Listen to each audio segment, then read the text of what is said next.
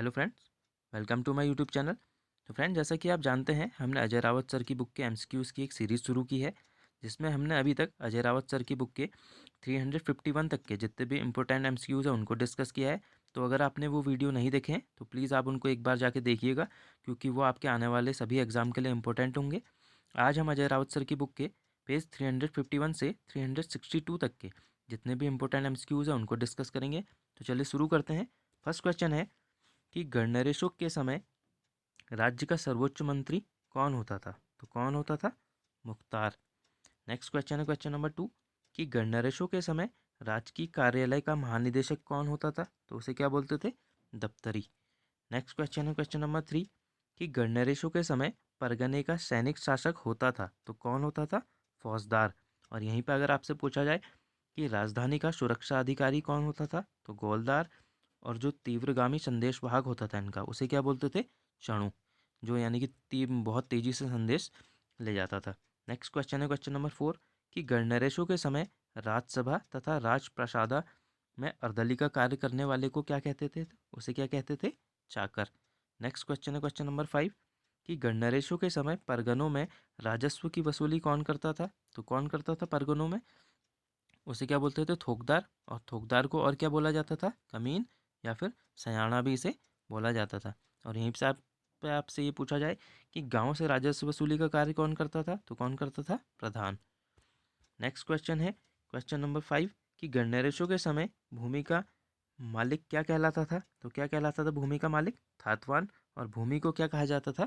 थात। यही चीज़ हमने चंदों के समय भी देखी थी। उनके समय भी भूमि को क्या कहा जाता था? थात। और भूमि का मालिक जो होता था, थातवान कहलाता था। और इसी में देख लीजिए, भूमि पर बसे जो किसान होते थे उन्हें क्या बोलते थे? खाएकर कहते थे।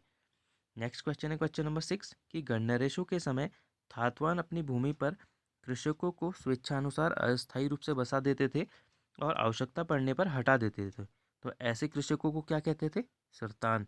यानी कि सरतान क्या थे? एक अस्थायी किसान होते थे। और ये भी याद रखिएगा कि गढ़वाल जो परमार वंश था उसमें जो आय का प्रमुख स्रोत था वो क्या था? भूमिकर था। नेक्स्ट क्वेश्चन है क्वेश्चन नंबर 7 कि गढ़वाली कलम क्या है? तो ये काफ़ी इंपॉर्टेंट क्वेश्चन है, इसे ध्यान रखिएगा कि गढ़वाली कलम क्या है? गढ़वाली चित्रकला की पहाड़ी शाखा है। नेक्स्ट क्वेश्चन है क्वेश्चन नंबर 8 कि गढ़वाल राज्य में मुगल शैली की चित्रकला आरंभ करने का श्रेय किसे जाता है? तो किसे जाता है? श्यामदास और उनके पुत्र केहरदास को। नेक्स्ट क्वेश्चन है क्वेश्चन नंबर 9 कि मोलाराम को गढ़वाल चित्रशैली का आचार्य किसने कहा है? तो किसने कहा है? आनंद कुमार स्वामी ने। और यहीं पर आपसे ये पूछा जाए कि अपनी किस चित्रकला में उन्होंने, अब किस पुस्तक में से कहा है? तो किस में? राजपूत चित्रकला। ठीक है, तो ये भी याद रखिएगा यहाँ से, ये राजपूत चित्रकला किसकी है? ये आनंद कुमार स्वामी की। और इसमें ही इन्होंने मोलाराम को क्या कहा है? गढ़वाली चित्रशैली का आचार्य।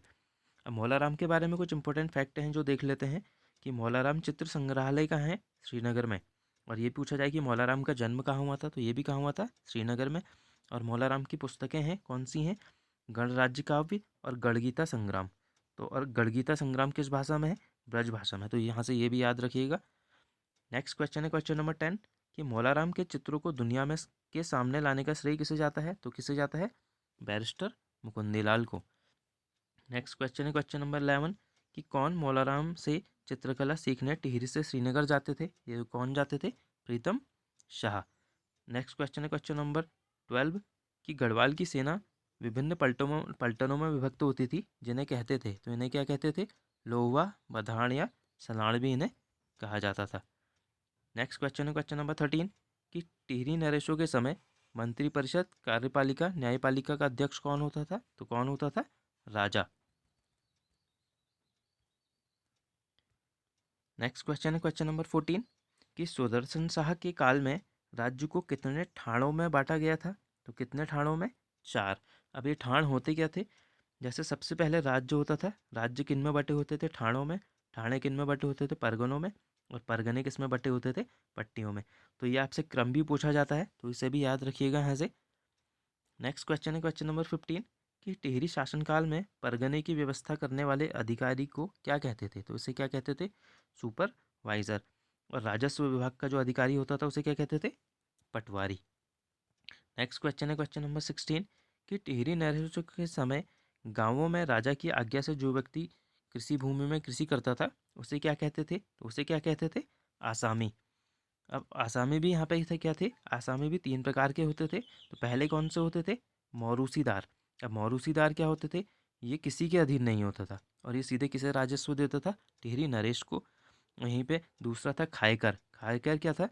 यह मौरूसीदार के अधीन उसकी भूमि से जो पैसा कमाता था और किसे देता था? मौरूसीदार को निर्धारित रकम देता था।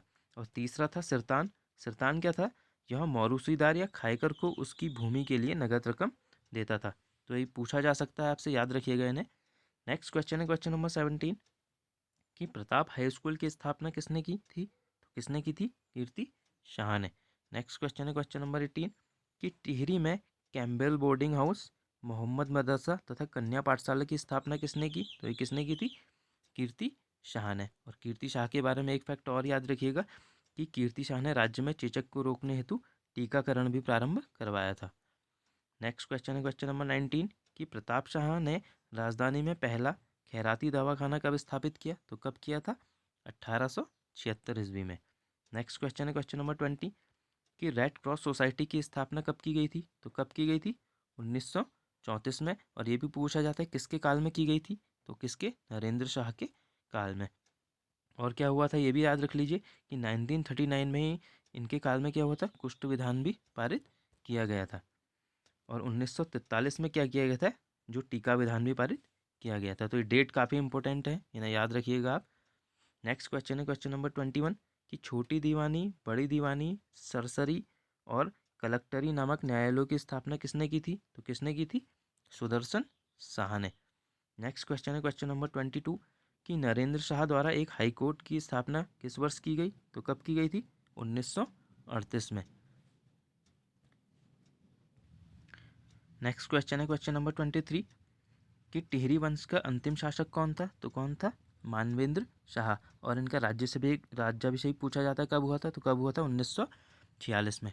नेक्स्ट क्वेश्चन है क्वेश्चन नंबर 25 कि सकलाना विद्रोह कब हुआ था? 1947। तथा कीर्तिनगर विद्रोह ये कब हुआ था? 1948 में।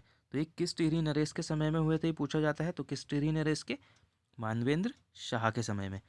नेक्स्ट क्वेश्चन है क्वेश्चन नंबर 25 कि टिहरी के भारत में विलय के समय टिहरी नरेश कौन था? तो कौन था? मानवेंद्र शाह। और टिहरी का भारत में कब विलय होता है ये पूछा जाता है। तो कब? 1 अगस्त 1949 को।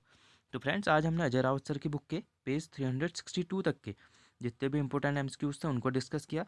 नेक्स्ट वीडियो में हम इससे आगे के क्वेश्चन डिस्कस करेंगे। Thank you friends.